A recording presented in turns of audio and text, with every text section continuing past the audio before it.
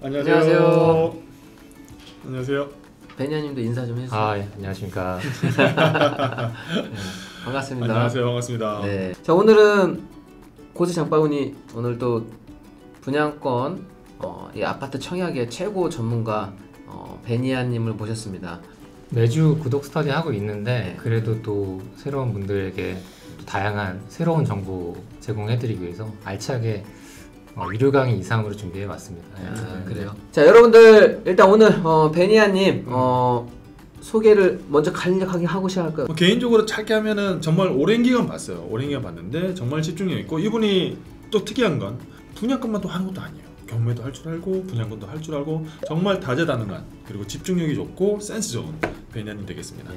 일단 입문을 언제 하셨죠? 이 부동산 공부 시작한 게 2016년 겨울에 행크에 처음 왔어요. 2016년 겨울에 5년 그럼 딱 돼가네요. 네. 그다음에 지금 여러 가지 수익을 많이 내보셨지만 분양권으로 총 한 몇 건 정도 개인 투자 한번 해보셨는지? 제가 뭐 부동산 전체로 말씀드리면 분양권 포함해서 한 50건 이상 물건 처리를 한 것 같고요. 50건? 네. 그래서 경험이 많기 때문에 이제 수강생분들에게 좀 많이 전달해드릴 수 있을 것 같아요. 자, 여기 착각하지 마세요. 여러분들 원래 베니아님 원래 전업 투자자가 아니었고 직장인이었어요. 직장인. 어떤 직장인이냐? 또 스케줄 근무하는, 경매하기 전에 스케줄 근무도 아니고 주 5일째 다니는 여러분과 똑같은 가장이자 아빠이자 직장인이었어요. 제일 쉽게 수익을 냈던 사례, 크게 수익 냈던 사례 어떤 게 있어요? 혹시 간단히 한번 설명 가능해요? 이제 6억에 받아서 분양권을 받아서 이제 대출을 6억을 받고, 대출을 6억을 받았어요? 네, 이제 입주 당시에 KB 시세가 올라가면서 그러면서 이제 5천에 160 이제 월세를 주고 그렇게 세팅을 했죠. 근데 시세는 한 15억 정도. 지금까지 부동산 투자로 거둔 순수익이 한 어느 정도 되나요? 근데 최근까지만 해도 한 50억 정도는 됐던 것 같습니다. 50억. 오늘 점심 얻어먹겠는데. 야. 일단 한번 물건 소개 한번 들어갈까요? 네. 마취형이랑 물건. 네, 알겠습니다. 네. 오늘 제가 이제 준비한 거는 분양권 수익 사례랑요, 그다음에 분양권 추천 물건이 있습니다. 그래서 이제 무주택자, 다주택자 분들이 다 이제 계시기 때문에 이제 무주택자를 위한 사례, 그다음 다주택자를 위한 사례 다양하게 준비를 했고요. 다주택까지.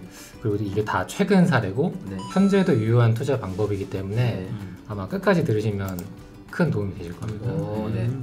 일단 제가 제 블로그에 이 자료는 이제 공개로 링크를 걸어놨거든요. 그래서 이제 캡처하시는 분도 있으실 텐데 캡처하지 않으셔도 제 블로그에 다 이 링크가 있기 때문에 참고하시면 더 좋으실 것 같아요.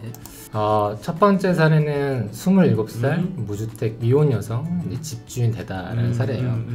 그래서 이제 사실은 이제 여러 케이스가 있는데 이제 20, 30대 분들은 자본금이 한계가 있고 또 청약 가점에 대해서도 한계가 있기 때문에 내가 이 첫 발을 어떻게 내딛어야 되나 사실 고민이 많거든요. 근데 저는 그래도 소액 투자 하면서 안전 마진까지 얻어갈 수 있는 건 사실은 청약이라고 보거든요. 그래서 관심을 열어두면 지금과 같은 사례를 만들어낼 수 있다라고 하고, 일단 결과론적으로 먼저 말씀드리면 이제 4월 달에 주를 받았어요. 그래서 분양가가 2억 7천이었는데 이분은 전세를 2억 4천에 두시고 실투금은 3천만 원 정도. 그래서 이제 현재 시세는 약 4억. 그래서 이게 어떻게 이렇게 세팅을 할 수 있는지, 그리고 이제 이렇게 조건 없는 청약 가점이 높지 않은 분이 어떻게 됐는지 한번 간단하게 설명드려 볼게요. 여기 이제 의정부 고산이라는 곳인데요. 이제 서울 외곽에 있고요. 그래서 위치로는 위쪽에 이제 밀락지구가 있고 밑에는 이제 고산지구가 있고요. 여기 이제 공공 분양이 나왔었어요. 올 1월에. 네. 근데 그때 당시에는 이제 미분양이 많이 나왔는데 한 4개월 정도 있다가 다시 이제 자녀 세대가 나온 거죠. 네. 근데 이제 공공 분양이 일반적으로는 자격 요건이 좀 까다롭기 때문에 많은 분들이 나는 안 되겠거니 하거든요. 근데 이제 요번에 나올 때는 그 자격 요건을 많이 완화했어요.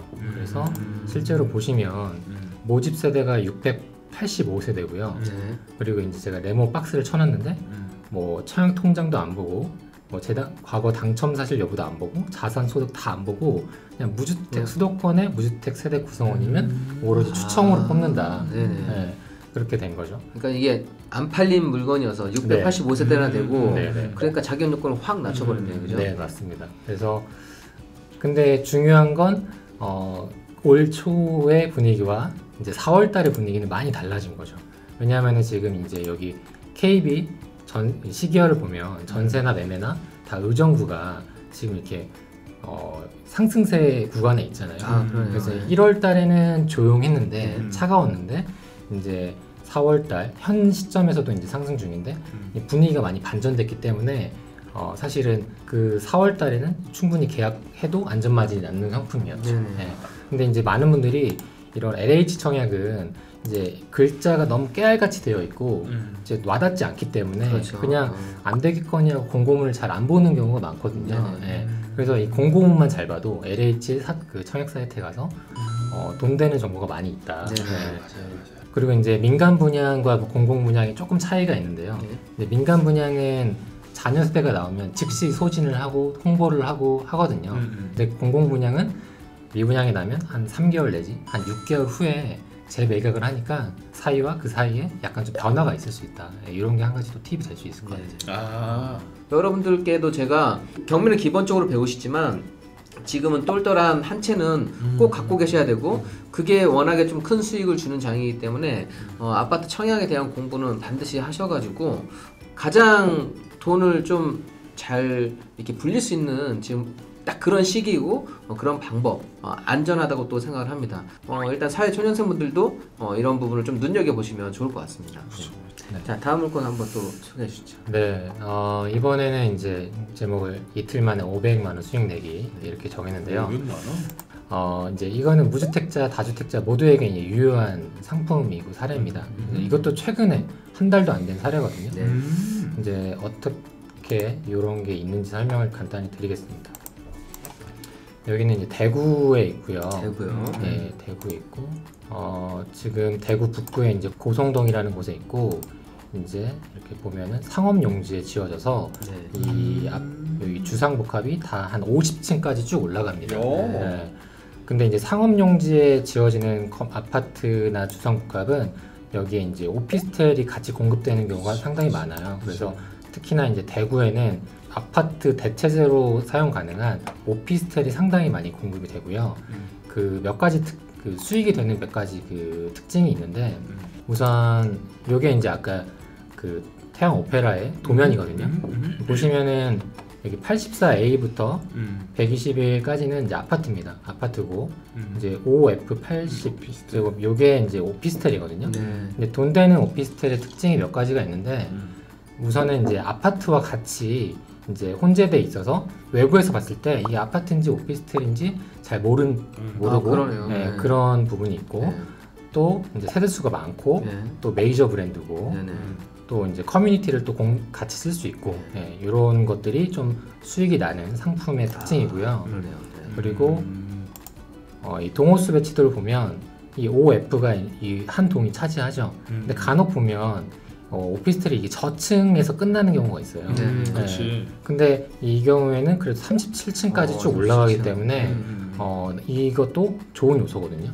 이것도 보시면 이제 우리가 이 평형 계산이 좀 다른데 보통 84제곱이면 아파트 25평이다 거의 유사하다 이렇게 생각하시면 됩니다. 네. 그러니까 시세조사 하실 때 네. 주변에 아파트 25평이랑 비교해 보면은 좀 계산하기가 편하고요. 네. 보시면 이제 포베이죠. 포베이고 이제 무상 옵션 품목들이 있어요. 네. 일반적으로 오피스텔은 에어컨, 오븐 렌지 등등등 있고요. 또 한 가지 특징이 이제 100실 미만이면 이건 아파트는 세대라고 구분짓지만 오피스텔은 실이라고 하거든요. 근데 이제 호실수가 100실 미만이면 계약 이후 바로 전매가 가능합니다. 네. 100실 미만이면. 네, 그럼 이제 계약금 넣고 네. 바로 전매할 수 있기 때문에 이제 투자자들이 관심을 많이 갖죠. 네. 그래서 이런 게, 요 상품은 그런 것들이 다 맞아 떨어졌기 때문에 제가 이제 구독 스터디에서 요거는 넣어보시라 말씀을 드렸고요. 그리고 또 장점이 또 한 가지가 있는데요. 이제 오피스텔은 이 건축비, 건물분에 부가세 환급이 됩니다.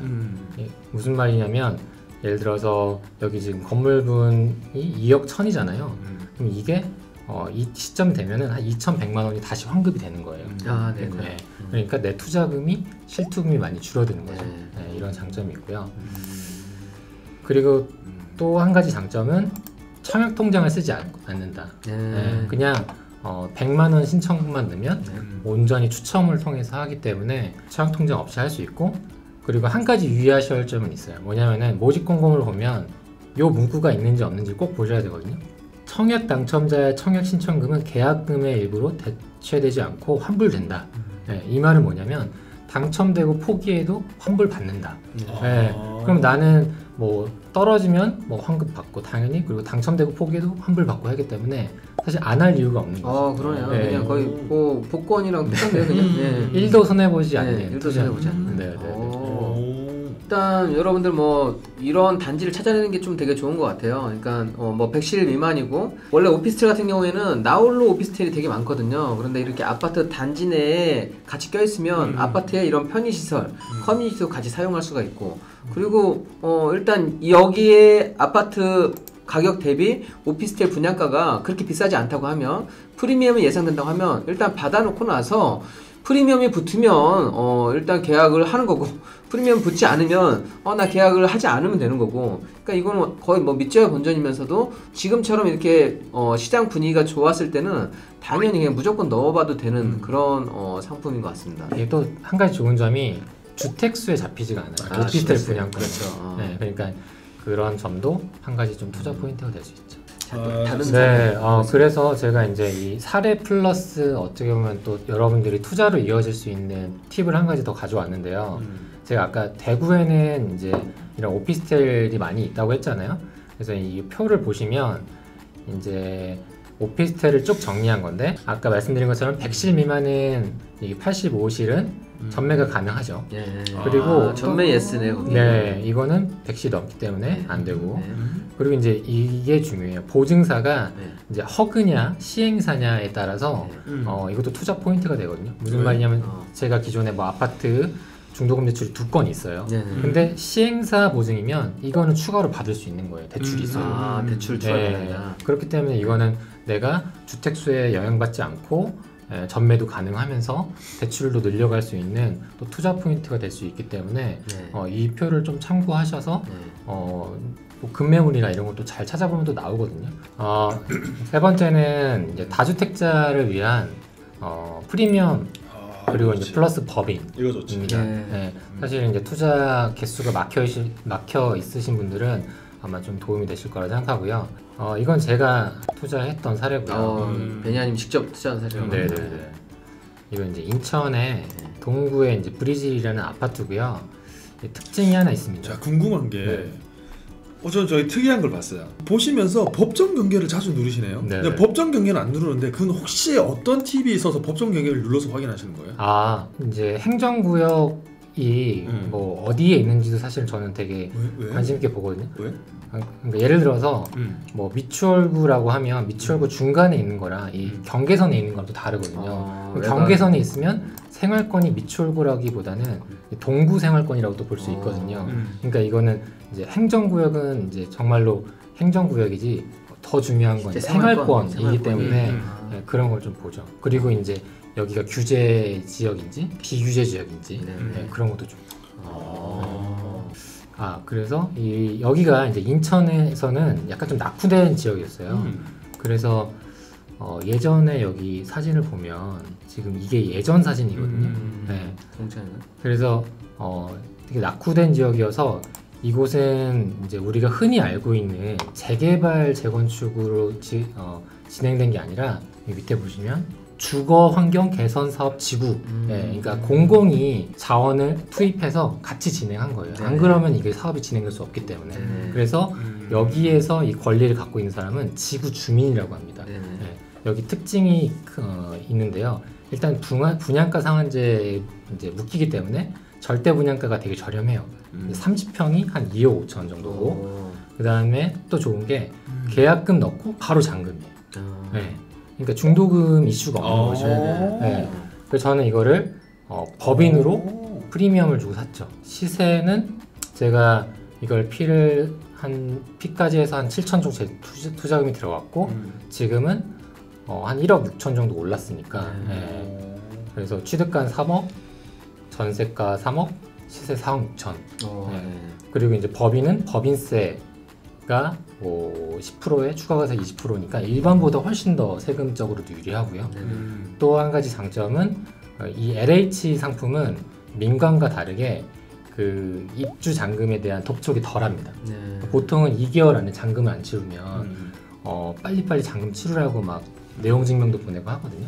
근데 여기서는 제가 알기로는 한 최대 6개월까지 텀을 주기 때문에 이제 계속 그 시세 상승분을 누릴 수 있는 거죠. 여기서 중요한 포인트는요, 여러분들 우리가 청약을 처음에 신청해서 당첨되고 안 되고가 아니라 이 지역에 대한 분석이 된다고 하면 이 좋은 조건으로 저렴한 곳에 분양을 해줬다고 하면 이분들은 또 피가 얼만큼 올라갈지를 또 정확하게 잘 모르잖아요. 그래서 그거가 된 다음에 나왔던 매물을 프리미엄을 주고 사더라도 충분히 좀 성과를 낼 수가 있는 거고, 또 이렇게 성과를 낼 때 여기에 조건을 보고 이게 개인으로 투자하는 게 좋을지 법인으로 투자하는 게 좋을지, 자 지금 고수 같은 경우에는 나중에 세금 낼 부분까지 다 감안해서 투자를 한다는 겁니다. 그래서 지금 첫 번째 우리가 소액으로 무주택자, 두 번째는 유주택자, 세 번째 법인으로 하는 거, 지금 규제가 되게 많아졌다고 하지만 이런 규제 속에서도 충분히 다 성과를 낼 수 있게 법의 테두리 내에서 지금 다 말씀드리는 거예요. 합법적인 테두리 내에서도 이렇게 투자가 다 가능하다는 겁니다. 네.